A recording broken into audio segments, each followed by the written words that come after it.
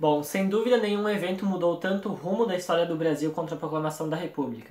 Mudando radicalmente o sistema de governo, ocorreram diversas novas mudanças, algumas benéficas, mas muitas maléficas. Portanto, nesse vídeo nós vamos falar tanto das causas que levaram à proclamação da República e as consequências que tiveram esse ato. Causas. Sem dúvida a mais polêmica delas tem sido a questão abolicionista, pois desde 1850, com a Lei Eusébio de Queiroz e o início dos trabalhos do imperador Dom Pedro II para acabar com a escravidão, já houve forte oposição dos senhores de engenho e grandes cafeicultores do país. Estes eram contra o fim da escravidão e qualquer forma de inclusão no negro da sociedade. Mas conforme avançavam os anos, novas leis abolicionistas eram promulgadas e se mostrava clara a posição da família imperial em acabar de vez com a escravidão para modernizar o país. Os senhores de engenho não veem mais motivos para se manter aliados da monarquia e por isso acabam criando a Convenção Republicana de Itu e outros movimentos republicanos. Por isso, mesmo após esses movimentos, a família continua forte e o império também, ganhando o apoio da nova classe média e profissionais liberais. O golpe de 15 de novembro de 1889 teve pouca participação de cafeicultores e foi praticamente organizado por militares na calada da noite.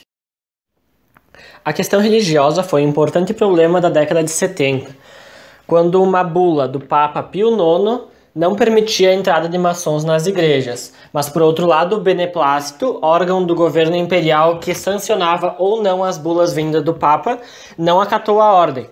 Por isso, bispos de Recife e Olinda se negaram a obedecer às ordens do imperador e mesmo assim expulsaram os maçons das igrejas. Os bispos foram presos por desordem, mas por intervenção do Duque de Caxias e da Princesa Isabel, o imperador os anistiou e a questão terminou por aí.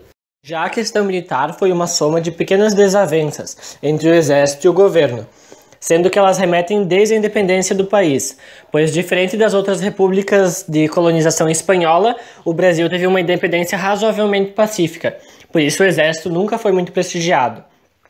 Essa situação mudou com o início da Guerra do Paraguai e uma nova modernização do exército. Ao final da guerra, o exército era uma instituição forte e organizada, mas que tinha pouco prestígio tanto do imperador como do governo. Se sentindo desprestigiados, os militares organizam um golpe que tinha como principal motivo derrubar o gabinete do Visconde de Ouro Preto, mas acabaram havendo desavenças, mudanças e também a nomeação de Silveira Martins como próximo primeiro-ministro. Deodoro, insatisfeito com a situação, resolveu, junto com a derrubada do ministério, derrubar também o imperador e acabar de vez com o império e fundar a república. Bom, as consequências da proclamação da República são muito diversas.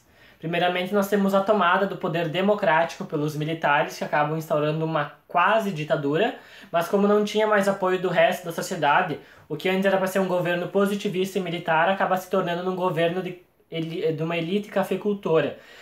Ou seja, a economia não evoluiu mais, permaneceu apenas na agricultura, pois não havia mais nenhum incentivo à indústria, pois os próprios cafeicultores estavam no poder, já que não havia mais um imperador para fazer uma rotação entre partidos e representantes de diversas classes sociais. Bom, também um dos grandes resultados da proclamação da República é a política do encilhamento, onde o ministro da Fazenda, Rui Barbosa, herdou uma política do final do período imperial que consistia em imprimir uma nova quantidade de dinheiro para incentivar a industrialização, já que uma nova quantidade de mão de obra livre e com o fim da escravidão, as pessoas precisavam de mais dinheiro em circulação. Só que no período republicano isso saiu do controle, com o governo permitindo que bancos particulares imprimissem papel moeda, o que acabou gerando uma enorme crise, tanto econômica quanto inflacionária. Essa política do encilhamento não só mudou os anos do início da proclamação da República, como mudou radicalmente a situação do país, que em seus indicadores sociais se aproximava de países europeus e norte-americanos. Nos primeiros 2 anos do governo Deodoro da Fonseca, houve um enorme esbanjamento do dinheiro economizado no período imperial. Por isso, os 2 primeiros anos foram de fartura, mas em 1891 se instaura uma terrível crise econômica e inflacionária. Tanto que os 3 anos do governo de Floriano Peixoto tiveram, em média, uma queda de 7,5% do PIB no país por ano. Para finalizar, todas essas consequências somadas geraram uma enorme mudança no rumo político e econômico do país. No rumo político, que antes era um país liberal, que valorizava a iniciativa privada e pouco intervia na economia, se mostrou num estado extremamente interventor que mexia em todos os ramos da sociedade. E no campo político, que antes, apesar de ser um governo centralizado, dava certa autonomia às províncias, o que era para se tornar uma república federativa acaba gerando enormes problemas. Isso mostra como a proclamação da República atrasou o país, principalmente o que chamamos de República Velha, e distanciou o que antes era um país se aproximando de níveis europeus e norte-americanos em um país subdesenvolvido, atrasado e dependente das exportações. Era isso que eu tinha para falar, muito obrigado, se inscrevam no canal e até a próxima.